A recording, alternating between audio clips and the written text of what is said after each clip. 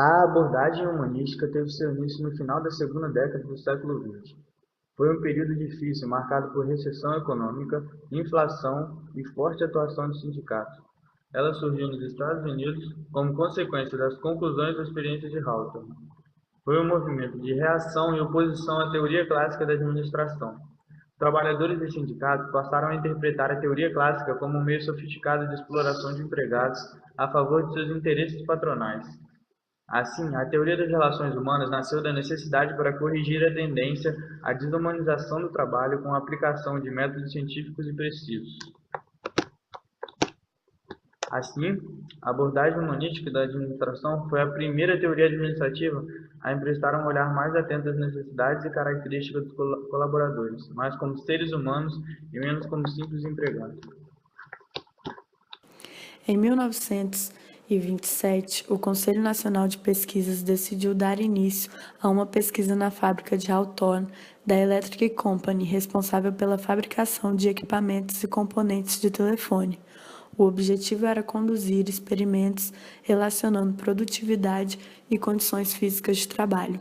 O experimento contou com 4 fases.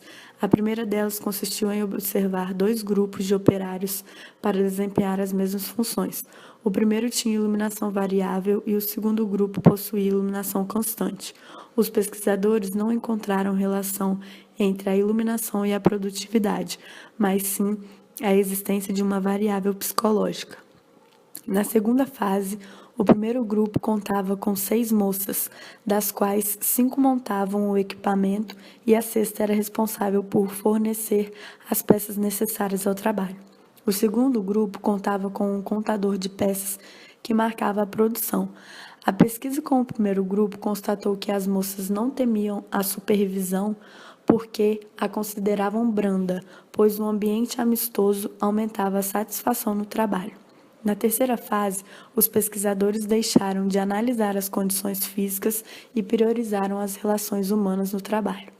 A quarta fase consistia na observação da organização informal das operárias e o sistema de pagamento foi organizado de acordo com a produção de cada grupo. Constatou-se uma espécie de solidariedade grupal. A experiência de Hawthorne concluiu que as empresas são compostas por grupos sociais informais que definem o comportamento e outros aspectos importantes à produção. A compreensão das relações humanas permite uma atmosfera sadia aos funcionários.